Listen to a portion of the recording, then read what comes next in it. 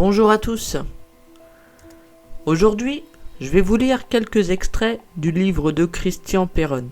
Décidément, ils n'ont toujours rien compris. Pour Christian Péronne, c'est important de retrouver la liberté de débattre, la liberté d'expression, la liberté de ne pas se faire insulter parce qu'on est favorable ou opposé à tel ou tel traitement. Dans son livre « Y a-t-il une erreur qu'ils n'ont pas commise ?», Christian Péronne traitait le gouvernement d'incapable et de menteur, attaquait les médecins en charge de gérer cette crise pour leur conflit d'intérêts avec les laboratoires en avançant des preuves de tout ce qu'il affirme. Il a déclaré qu'un médecin généraliste qui déclare un test Covid positif d'un de ses patients touche de l'argent. Donc il a intérêt à faire beaucoup de tests. Voilà tout ce qui lui a valu aujourd'hui d'être diabolisé. Mais on a quand même des médecins dans le monde qui dénoncent cette crise mal gérée, comme Luc Montagnier en France, Michael Levitt, un Américain, Tasuku Honjo au Japon, et bien d'autres qui démissionnent. Denis Mukwege, gynécologue congolais qui a reçu le prix Nobel de la paix en 2018, quitte ses fonctions de président et vice-président de deux instances officielles chargées de gérer la pandémie dans une province du Congo, le Sud Kivu. Bref, tous ces médecins sont traités de complotistes ou juste de dingues dans leur pays parce qu'ils remettent en cause les décisions de leurs dirigeants. La liste de ceux qui payent pour avoir donné une autre version que celle des autorités sur la pandémie est aussi bien longue parmi les journalistes. On a Sergueï Satsouk, arrêté et inculpé pour corruption. Toli Totali Glody, un reporter sur une chaîne de télé congolaise qui a fait un sujet sur le confinement dans son pays. À la fin de son tournage, il se retrouve avec une jambe cassée et de vilaines blessures. En Côte d'Ivoire, 2 journalistes du pays sont condamnés à une amende de 7 622 € chacun, ça fait beaucoup en Côte d'Ivoire, pour diffusion de fausses nouvelles car ils ont révélé 2 cas de coronavirus à la prison d'Abidjan. Si on regarde les chiffres de l'INSEE, en 2019, il y a eu 613 243 morts en France. En 2020, il y en a eu 658 000. Donc ça fait une différence de 44 757 morts. Or, on nous annonce pour 2020 64 632 décès Covid. On peut donc se poser la question si certains morts déclarés Covid seraient-ils en réalité morts d'autre chose. Le coronavirus tue des gens, oui, mais il n'est pas l'unique cause de l'augmentation des décès en France. La mortalité augmente chaque année depuis 2010, car en France nous sommes passés de 40 millions d'habitants après la Seconde Guerre mondiale à 67 millions actuellement, ce qui entraîne naturellement une hausse des décès annuels. Passons au vaccin. Ce qu'on nous injecte contre la Covid n'est pas tout à fait un vaccin mais plutôt une thérapie génique.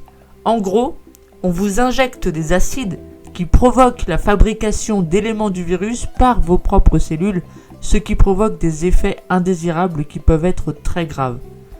En plus, un vaccin élaboré en un temps record présente inévitablement des risques. On apprend aussi que le fameux vaccin n'empêche pas non plus de tomber malade du coronavirus. Formidable!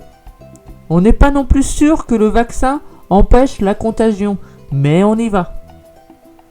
On se rappelle qu'Olivier Véran déclare le 21 janvier au journal télévisé de TF1 que l'objectif du gouvernement est de vacciner 70 millions de personnes, c'est-à-dire la totalité de la population française. Jeudi soir, plus de 823 000 personnes ont été vaccinées en France. Le gouvernement s'est fixé l'objectif de vacciner 70 millions de personnes d'ici la fin août. Là où ça devient plus intéressant, c'est quand les labos eux-mêmes disent ne pas savoir si leur vaccin fonctionne. La vraie question, pourquoi est-ce que les autorités sanitaires du monde se jettent-elles sur un vaccin dont on ne sait pas précisément à quoi il sert ? Madagascar refuse les vaccins. On a le président de la Tanzanie aussi, paix à son âme. Le président tanzanien à contre-courant, mercredi lors d'une allocution publique, John Magufuli a remis clairement en question l'efficacité de certains vaccins contre le Covid-19. Certains Tanzaniens se sont récemment rendus à l'étranger à la recherche de vaccins contre le coronavirus. Ces personnes ont apporté le virus dans notre pays à leur retour. Soyons fermes, ce vaccin n'est pas bon du tout. Le président tanzanien est loin d'être un pro-vaccin.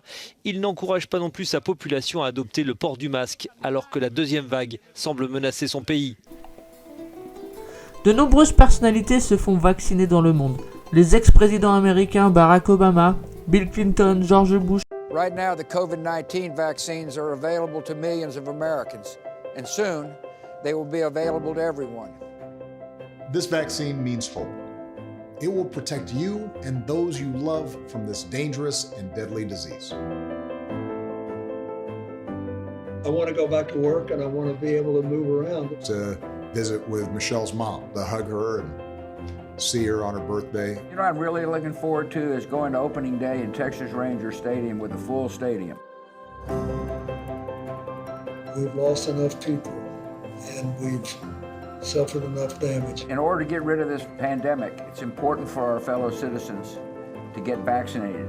I'm getting vaccinated because we want this pandemic to end as soon as possible. So we urge you to get vaccinated when it's available to you. So roll up your sleeve and do your part. This is our shot. Now it's up to you.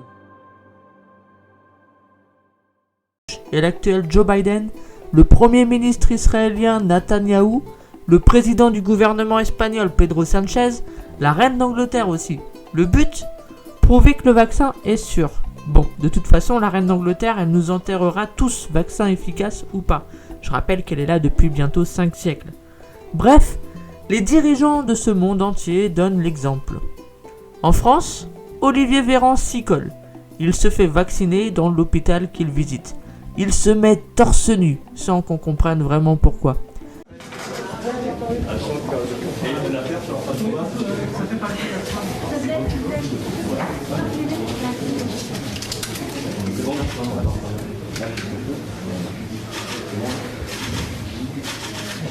Allez-y, allez. Vous me dites quand vous piquez. Moi, je suis déjà. Ah bon.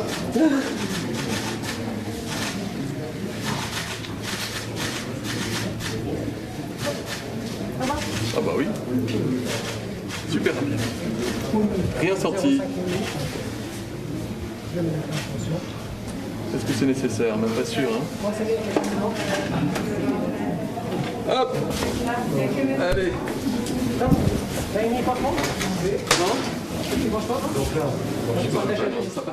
Et le meilleur pour la fin avec Jean Castex. Étendez votre bras surtout. Ouais, comme ça.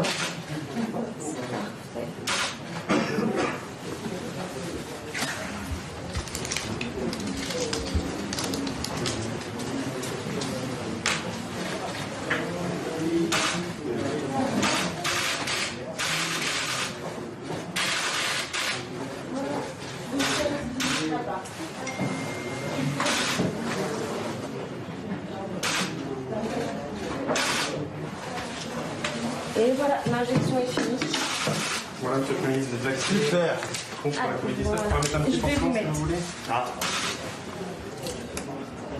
Je vous félicite, madame, je n'ai strictement rien senti, alors que je dois vous avouer que je suis un peu douillet.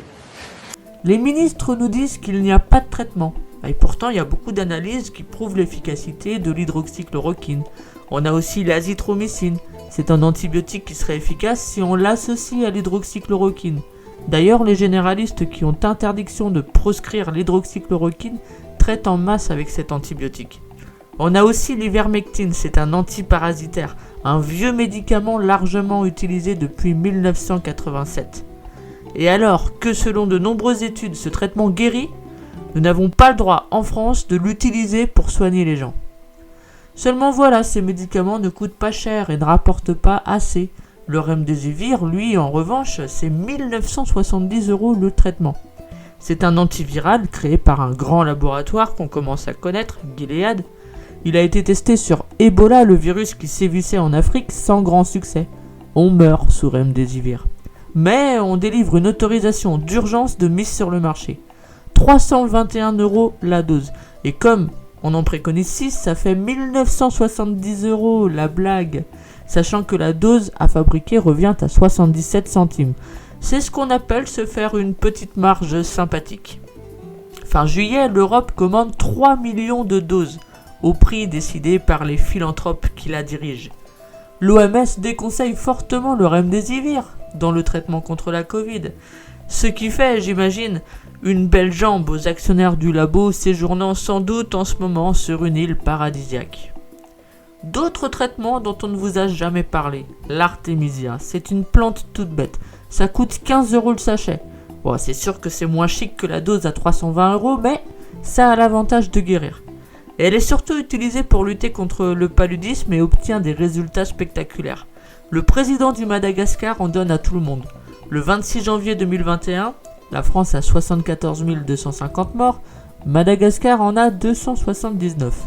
Cette tisane est un remède à la fois préventif et curatif contre la Covid-19.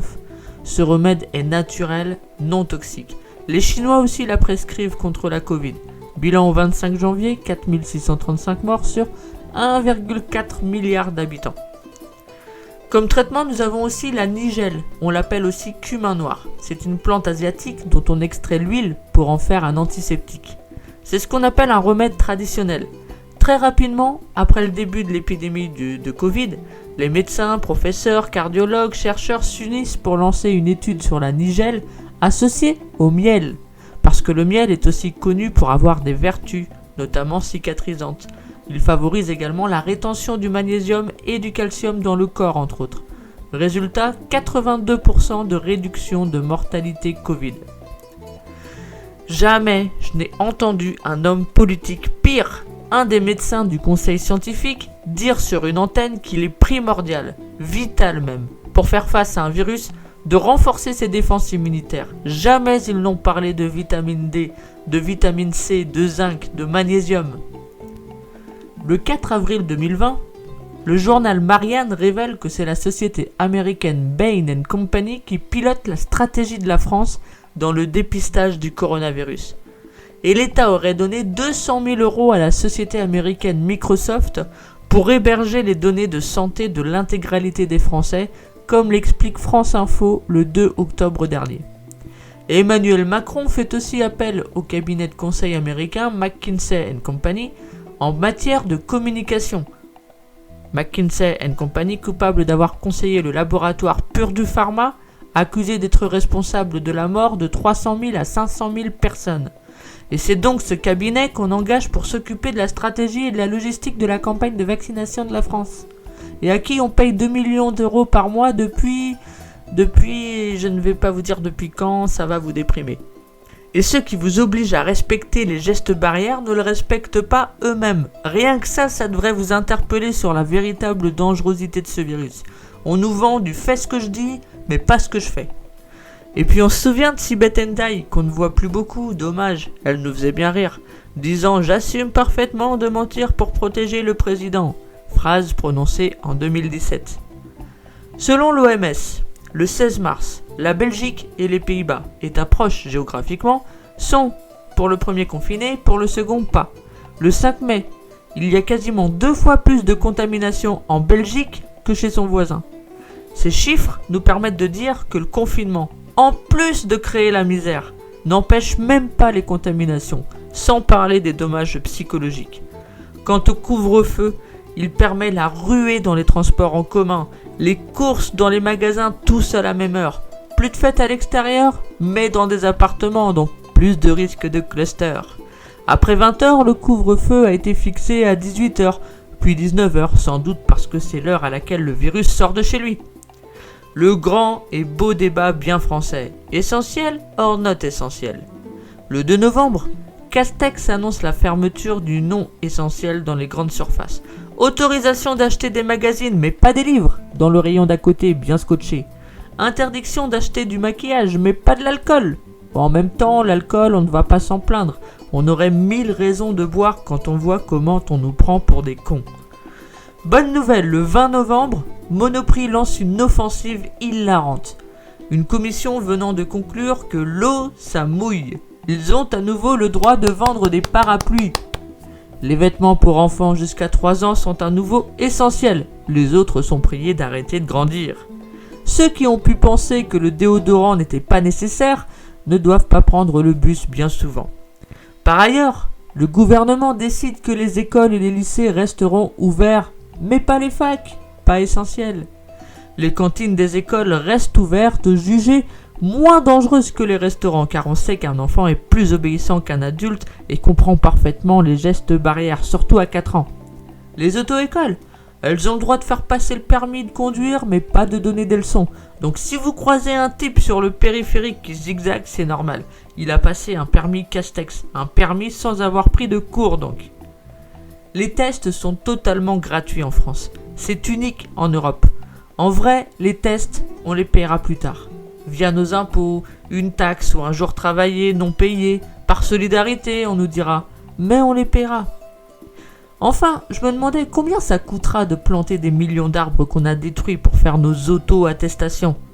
Bon, on verra ça après avoir payé les masques, les tests, le remdesivir, les vaccins, les arrêts maladie, les indemnités chômage, les primes crise aux familles, les avances faites aux petites et moyennes entreprises, les exonérations de cotisations, le report de paiement des charges sociales, les prêts de l'État, etc. Le 27 avril 2020, des virologues de Wuhan font paraître dans la revue Nature la première étude en vie réelle sur la transmission aéroportée du coronavirus. C'est donc la première fois qu'on va savoir si le masque est utile. Et la réponse est non en intérieur si le lieu est ventilé et non en extérieur. Pour ce qui est du port du masque à l'extérieur, je me demandais si on ne devrait pas aller plus loin dans le principe de précaution en adoptant tous la gracieuse tenue en scaphandrier à partir d'aujourd'hui pour faire face aux vilains variants. Et imaginez-vous qu'on puisse, comme en Asie, mettre une visière sur les nouveau-nés dès qu'ils sortent du ventre de leur maman. Et puis au Canada, il est conseillé d'avoir des relations sexuelles avec masque. C'est le responsable de la santé publique qui l'a annoncé le 2 septembre dernier. Pour plus de sécurité, pratiquez les activités sexuelles en solitaire. On nous parle de distanciation sociale, donc si je comprends bien, si vous êtes de la classe moyenne, vous devez mettre de la distance avec les riches et les pauvres, hein, c'est bien ça ? Le 11 septembre 2000, 75 personnalités du monde médical signent une tribune dans France Soir dans laquelle ils écrivent « Ce virus entraîne une saturation des hôpitaux et nous répondons c'est faux. La saturation ne concerne que quelques hôpitaux, mais on fait croire aux gens que tout le système hospitalier est saturé ou que la saturation est imminente. Est-il raisonnable et vrai d'attribuer à 1000 ou 2000 hôpitaux une situation qui ne concerne que 4 ou 5 hôpitaux ? Quand on vous dit que les urgences ou les réanimations sont partout saturées, c'est faux. Allez voir, chacun allez voir dans les hôpitaux, ça n'a jamais été aussi calme dans les hôpitaux. Mais pendant que le monde a les yeux rivés sur ce virus, les malades de cancer, hépatite, Lyme, embolie sont mal ou pas soignés, par peur de se rendre à l'hôpital ou chez leur médecin. Ce sont ces morts-là qui vont faire exploser la mortalité. On braque nos yeux sur les chaînes d'infos. Une seule chose en tête, sauf qui peut. Sauf qu'on ne va pas pouvoir se sauver, le mal est partout. Nos hommes politiques ont le visage fermé, les scientifiques aussi, car nous dit-on, il faut avoir peur. Nous sommes en guerre. On utilise des mots nouveaux, cluster, confinement, couvre-feu, distanciation sociale, présentiel, distanciel, attestation. On déclare l'état d'urgence sanitaire. Toute personne, femme ou homme politique, médecin de renom, intellectuel, quel qu'il soit, en désaccord avec le discours dominant, est désormais stigmatisé, dénigré. On le traite de complotiste ou d'extrême droite, d'allumé. On ne compte plus les vidéos supprimées. Je sais de quoi je parle. Compte YouTube, Facebook, Twitter fermés. La France est aujourd'hui devenue l'une des plus grandes menaces contre la liberté d'expression. Et pendant que Macron nomme le président du CSA, les journalistes sont priés de ne pas inviter les scientifiques qui dérangent. On te dit quand avoir une vie sociale. À Noël, tu peux, mais pas le jour de l'an. Les réunions de famille, c'est non. Tu vas aller voir des amis ? Non. Te marier ? Non. Enterrer ton père ? Oh, t'inquiète, il saura pas que tu n'es pas là, il est mort. Donc ça aussi, c'est non. Vous serez 6 à la maison, à table, partout. 6 maximum, tu comprends ? Papy et mamie mangent dans la cuisine. Tu n'achètes pas dans les petits commerces, tu achètes dans les grandes surfaces. Tu n'as que le samedi pour faire tes courses ? Tu achètes sur internet. Tu ne vas pas au cinéma, pas au théâtre, pas au musée, pas dans un parc de loisirs. Tu restes devant la télé, tiens. Dans le métro, ne vous parlez pas. Les Français ne sont pas considérés comme des citoyens libres, mais comme des demeurés incapables de comprendre ce qui se passe. Prenez votre doudou et filez au lit. On t'interdit d'exprimer ton mécontentement, de manifester. En vrai, on ne t'interdit pas, mais vous ne devriez pas être plus de 6. Waouh, la grosse manif qui fera peur au gouvernement. Tu veux battre le pavé? Ok, mais tu sais que ça finira au poste. Non mais, vous réalisez tout de même à quel point vous êtes égoïste quand vous allez vous balader tout seul en montagne ou en forêt. Tout le monde va crever à cause de vous. Mais si vous êtes sage, vous aurez le droit à un sucre à l'été. Et quand on voit des coquins demander des mesures encore plus drastiques, on se dit que le syndrome du « oh oui, fais-moi mal » fait des ravages. Jusqu'à quand allons-nous accepter d'être restreints dans nos libertés les plus élémentaires? Notre problème, c'est que des petits voleurs sont en prison, pendant que les grands délinquants dirigent le pays et nous leur obéissons. Et pourtant, ce qui nous arrive, beaucoup l'avaient imaginé, voire prévu. En 2003, la série télé américaine Dead Zone annonce un virus venu de Chine, provoquant de fortes fièvres et des complications respiratoires. Elle parle d'une quarantaine obligée pour les infectés. Et le remède, accrochez-vous, serait l'hydroxychloroquine. Allez voir l'épisode 14 de la saison 2.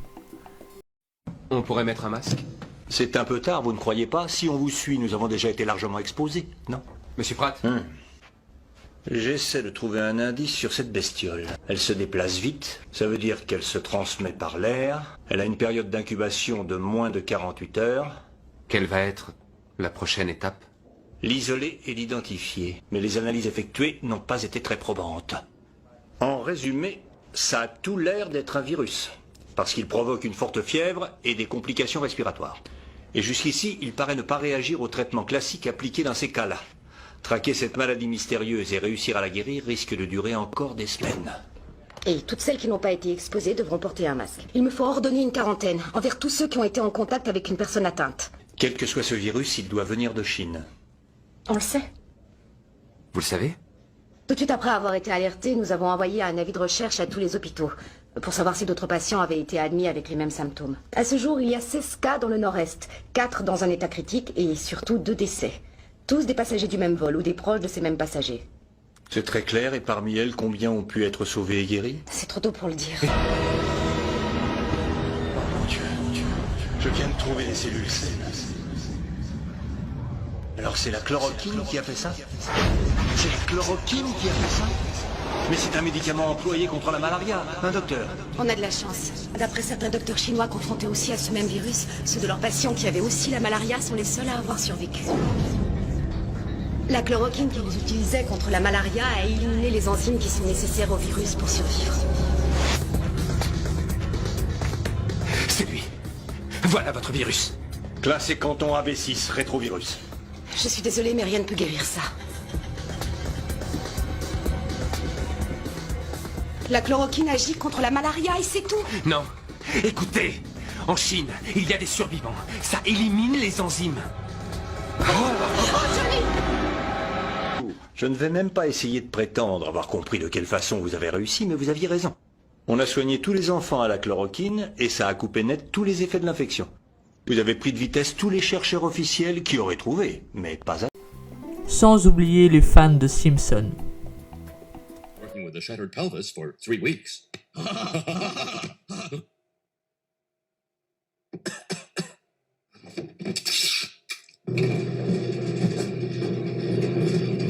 Oh, my juice loosener's never gonna come. Hey, Dad, this came for you in the mail. Mother, get an extra special hug ready. I bought you a new juicer. Good Lord. Flu germs entering every orifice in my head.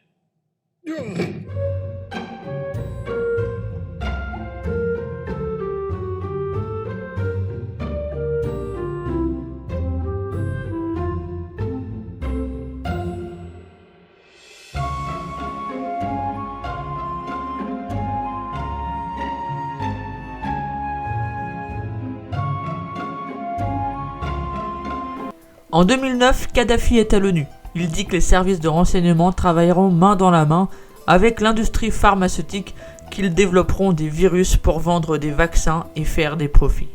Kadhafi est assassiné. معالجة الأمراض خطأ كيف؟ إذا كان احنا المصل بتاع المرض اللي ينتشر زي الانفلونزا بتاعت الخنازير وإن شاء الله تجيكم الانفلونزا بتاعت الأسماك في المستقبل. على أي حال إن المصانع تشتغل بتاعت المخابرات. هذه إذا كانت هي تباع بثمن غالي معناها تجارة، يصنعوا فيروس وينشروه في العالم باش الشركات الرأسمالية تحصل أموال ببيع الأموال. عيب، هذا حرام عليكم. الأمصال لا تباع، الدواء لا يباع. اقروا الكتاب الأخضر لا يسمح ببيع الدواء. الدواء لا يباع. اعلنوا يقولوا الدواء مجاني، الامصال مجانيه، مش حتنتشر الفيروسات لان خلقوا فيها باش يعملوا امصال وباش تكسب منها الشركات الراسماليه. هذه معالجه خطا. اعلنوا الادويه لا تباع مجانيه، واذا كانت حتى فيروسات حقيقيه يجب الامصال، لا نبيع الامصال، يجب نعطيها بلاش. العالم يبذل جهد ويصنع هذه الامصال لينقذ نفسه. En 2009 toujours, Alexandre Adler préface un livre qui s'appelle Le nouveau rapport de la CIA. L'ouvrage diffuse des écrits du service de renseignement américain où il parle du coronavirus, la Covid-19. 2010, la Fondation Rockefeller publie un document qui s'intitule Scénario pour l'avenir de la technologie et du développement international. Dedans, on a tous les ingrédients de ce que l'on vit aujourd'hui. Pandémie mondiale à cause d'un coronavirus, confinement, contrôle, effondrement de l'économie. Ils disent que ça commencera en 2019. 2011, l'Union européenne produit une BD. Le titre est Infected. Le livre commence par un nouveau virus provenant d'un laboratoire chinois et qui se propage comme une traînée de poudre dans le monde entier. 2013, le chanteur Dr. Creep chante Pandémique. Les paroles décrivent une épidémie mondiale avec millions de morts, arrêt des économies et émeutes. Et il donne l'année 2020. Trop fort le mec. They always start with a kind of storm, like a real powerful storm. And there's always this dark, thick rain, like fresh motor oil. Storm started, something happened. His face, his eyes were different. By the time they tried to evacuate the cities, it was already too late. The infection was everywhere. The virus is harvesting. What do you mean 8, 7, and 3 begin live for the lab of the first war with vaccines. Millions died in the first week of the pandemic dreams. We are the deep black death, smallpox, mutated disease. Flu shot propaganda for all population and troops. Avoid the plague, it might have sneaked into the room. It's now we're born with 5 storms signal our doom. The dead returns with the pissed off zombie moves. The sprinkler system equipped with AUAG, where they round up survivors in a cold facility. Watch the process of terror from the hill to the stream. I remain in the gas mask, I still filter my water clean. This isn't past tense, on the plague of bad things couldn't be eradicated like smallpox in action. Avian influenza where the jet stream is how it happens. 2020 combined with coronavirus, body stacking. The world is now at the start of the influenza pandemic. It started as rioting. It was in the street outside. It was coming through windows. Sequence the virus and determine its origin. It was a virus. It was something in the blood. A virus which has been engineered at genetic level to be helpful rather than harmful. The city's sick like disease and it can't be cured. Few that remain, their brain stained with the bloodshed. When the smoke screens fade, death disease. You feel a burning sensation, nothing remains. The city's sick like disease and it can't be cured. Few that remain, their brain stained with the bloodshed. When the smoke screens fade, death disease. You feel a burning sensation. You have to act fast. Grab your gas mask. Bad disaster has passed. Anarchy, cataclysm. Stand guard, please. Blast your big guns. Havoc's begun. Viral outbreak. Tragic things done. Crowds renounce faith. Our children's horror witness. Broke the hopes of optimistic. Scope is post-apocalyptic. Known as harsh and vicious. Gross and darker. Though and darts blow apart the wicked. Fools know I'm sadistic. Cold, my aura is sick. Soldiers start resistance. Enemy troops in NBC suits. We shoot, then we regroup. Conquer weak with armored fleet. Bomb the streets with Dr. Creep. The scientific criteria for an influenza pandemic have been met. You didn't need a doctor to tell you that. This virus is human. Radio stopped broadcasting. There were reports of infection in Paris and New York. The army brigades were overrun. What scientists know about this latest strain? Decided to raise the level Universal Pandemic Alert. The city's sick like disease and it can't be cured. Few that remain that bring stain with the bloodshed. When the smoke screens fade, death disease, you feel a burning sensation, nothing remains. The city's sick like disease and it can't be cured. Few that remain that bring stain with the bloodshed. When the smoke screens fade, death disease, you feel a burning sensation.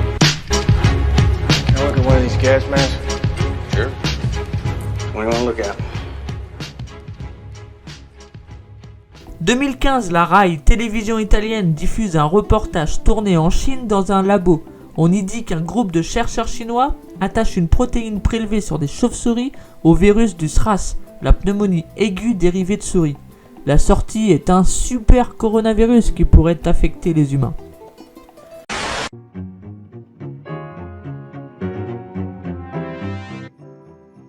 Scienziati cinesi creano un supervirus polmonare da pipistrelli e topi.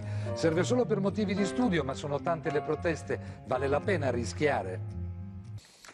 È un esperimento, certo, ma preoccupa tanti scienziati e un gruppo di ricercatori cinesi innesta una proteina presa dai pipistrelli sul virus della SARS, la polmonite acuta, ricavato da topi. E ne esce un supervirus che potrebbe colpire l'uomo, resta chiuso nei laboratori, ovvio, serve solo per motivi di studio, ma vale la pena correre il rischio, creare una minaccia così grande solo per poterla esaminare? Maurizio Menicucci. Vecchio quanto la scienza il dibattito sui rischi della ricerca. In fondo è il mito di Icaro che cade per avere sfiorato il sole con le ali di cera progettate dal padre Dedalo. Lo rilancia un esperimento realizzato in Cina dove un gruppo di studiosi è riuscito a sviluppare una chimera, un organismo modificato innestando la proteina superficiale di un coronavirus trovato nei pipistrelli della specie, piuttosto comune detta naso a ferro di cavallo, su un virus che provoca la SARS, la polmonite acuta, anche se in forma non mortale, nei topi.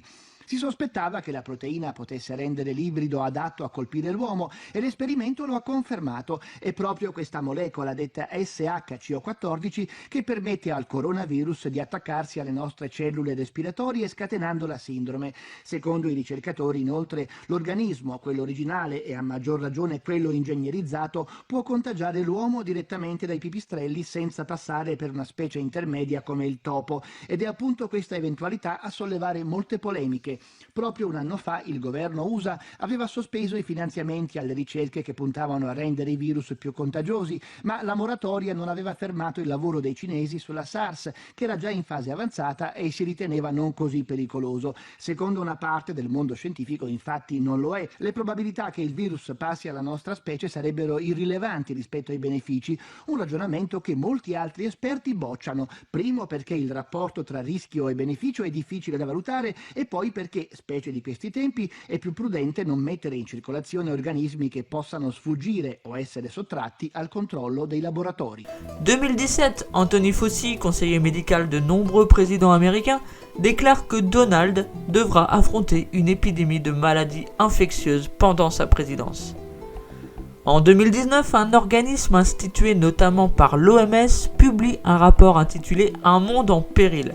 Sur la couverture du rapport, on voit des visages masqués et un virus, et on y lit « Préparez-vous à une pandémie mondiale de coronavirus ». En 2019, enfin, le Forum économique mondial, en partenariat avec la fondation Bill et Melinda Gates, organise un exercice de simulation. Il simule une épidémie, 2 mois avant le début de la nôtre de pandémie. Mais tout ça, c'est du hasard, n'est-ce pas? En tout cas, je vous remercie de m'avoir écouté jusqu'au bout. Portez-vous bien.